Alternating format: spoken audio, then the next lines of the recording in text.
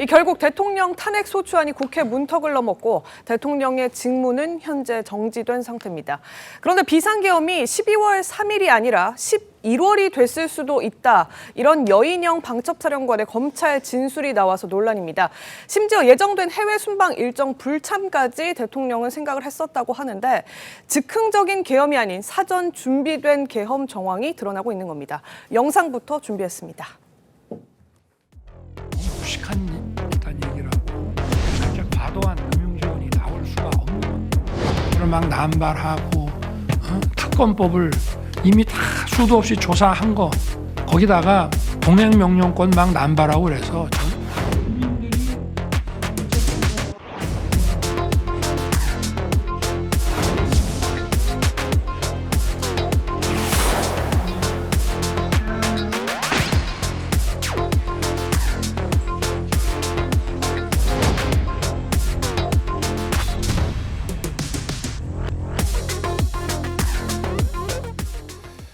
현재 구속돼 검찰 조사를 받고 있는 여인형 방첩사령관이 윤 대통령이 11월 계엄 의지를 보였다고 진술했습니다.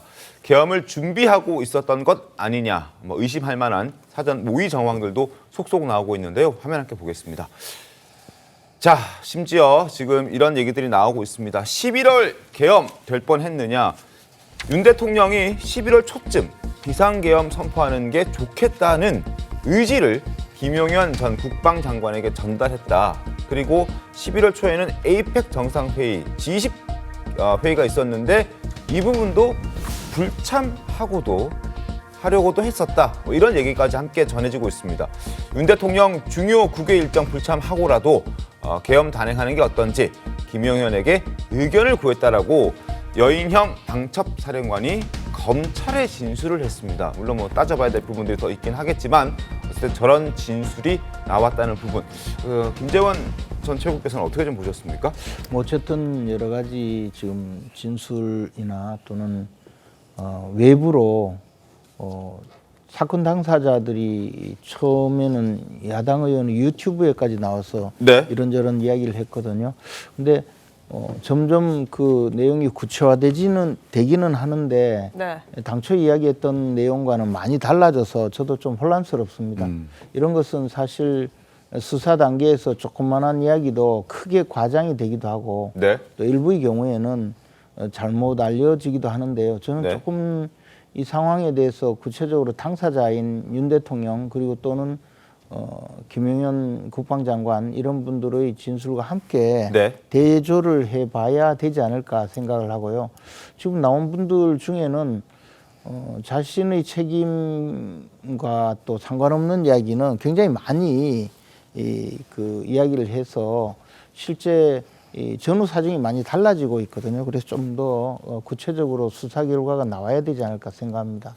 알겠습니다. 송영훈 변호사님, 일단 지금 김재원 전 최고께서도 말씀해 주셨듯이 검찰의 진술에 불과하기 때문에 조금 더 따져봐야 될 부분은 있습니다만 어찌됐든 11월에 지금 여러 가지 해외 순방 일정까지도 취소 혹은 포기하고도 하려는 의지가 있었다라는 주장은 우리가 좀 의미 있게 좀 짚어봐야 될 것 같아서요. 어떻게 좀 보셨습니까? 그렇습니다. 세 가지 의미로 짚어볼 수 있죠. 일단은 12월 3일 밤에 그 갑작스럽게 계엄이 선포됐을 때 우리 국민들께서 얼마나 충격을 받고 놀라셨습니까? 그런데 그런 일이 하룻밤에 갑자기 벌어진 것이 아니라 이미 그 전부터 상당 기간 모의 내지는 준비 과정을 거쳤다라는 것을 시사하는 진술이 지금 나온 겁니다. 네. 그다음에 두 번째로 여인형 전 방첩사령관의 경우는 내란 중요 임무 종사가 아니라 이렇게 되면은 여인형 전 사령관 그다음에 김용현 전 국방장관 등등은 내란 모의로도 볼 수 있는 그러니까 형법에 보면 내란 모의, 내란 지휘, 내란 중요 임무 종사는 동등한 법정형을 규정하고 있지 않습니까? 그런 부분에서 이제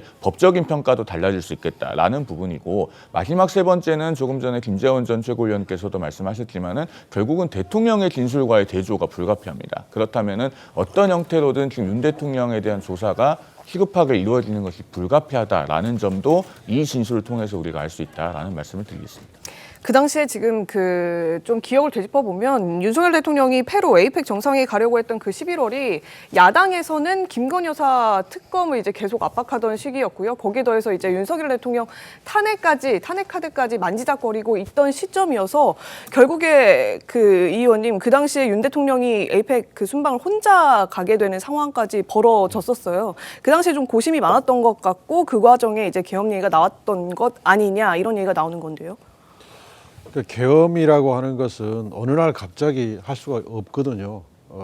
저도 한번 생각해 봤어요. 내가 윤 대통령 입장에서 계엄을 한다고 생각하면 한 6개월 전부터는 뭔가 준비를 해야 한다고 생각해요. 그래서 이 11월 저는 이걸 굉장히 신빙성 있게 판단을 하고 더구나 명태균 뭐 게이트 등 해서 굉장히 윤석열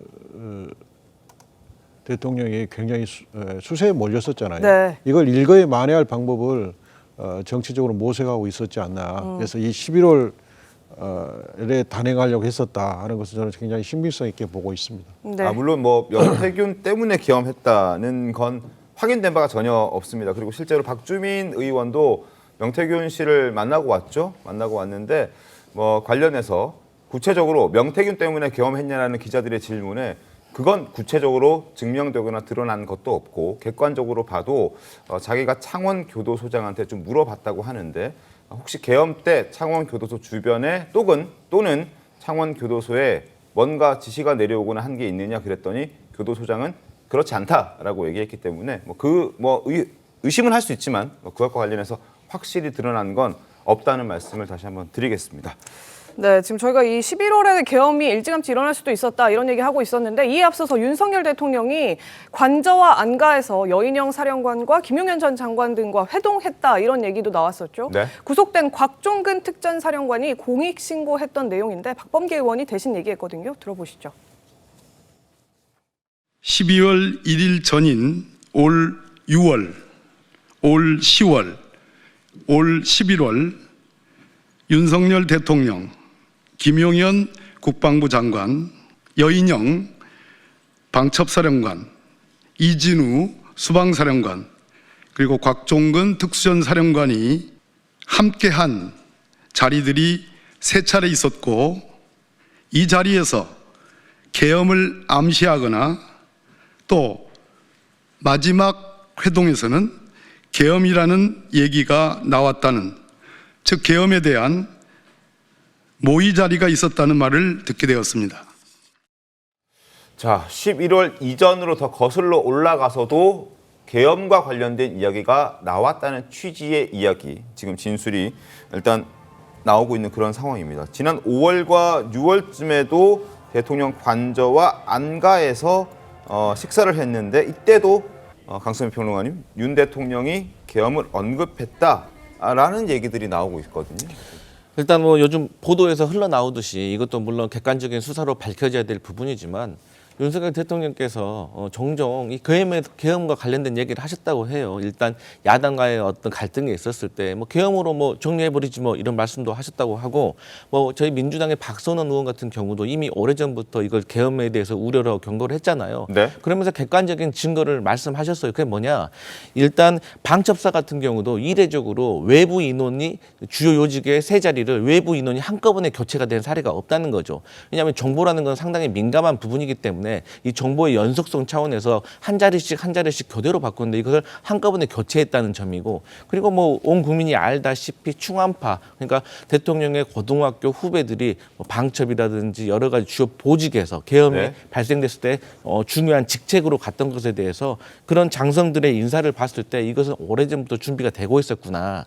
그리고 추가적으로 지금 현재 노상원이라는 전 정보부 사령관에 대한 게 집중이 되고 있잖아요. 근데 이분이 이 계엄을 준비하기 위해서 예비역 정보사 영남 출신 소령을 이렇게 딱 구체적인 요건을 가지고 섭외를 하고 다녔다는 소식이 있기 때문에 이런 것들을 종합적으로 객관적으로 조사를 해보고 확인이 되면 뭐 드러날 것으로 보는데, 어떤 야당의 시선을 봤을 때는 오래전부터 계획이 되고 있었다. 그리고 사실 그게 상식적인 것 같다. 이렇게 판단하고 있습니다. 김재원 최고님, 일단 지금 뭐 정황상 여러 가지 사전 모의 정황이 나오고 있긴 합니다만 뭐 김용현 전 국방장관도 그렇고 여인영 방첩사령관도 그렇고 윤석열 대통령과 충암고 선후배 관계이기 때문에 편안하게 밥을 먹는 자리에서 그냥 진짜로 계엄하겠다라는 그런 의도 없이 뭐 계엄이라도 해야 하는 것 아니냐, 그러니까 가볍게 얘기했을 수도 있는 것 아닌가. 지금 이렇게 진술이나 어떤 증언으로 나오다 보니까 이게 굉장히 진지하게 보여서 그렇지 실제로는 가볍게 얘기했을 수도 있지 않을까라는 생각도 한번 해보거든요. 저도 당연히 그렇죠. 그리고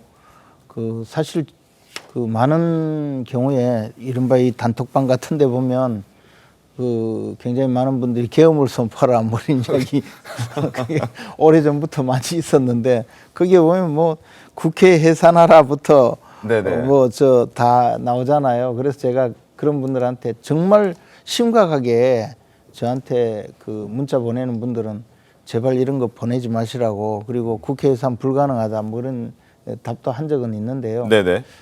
저렇게 뭐 이야기를 꺼냈다고 해서 그런 이야기를 꺼냈다 해서 그때 당시 분위기가 어느 정도인지 그럼 봐야 되겠죠.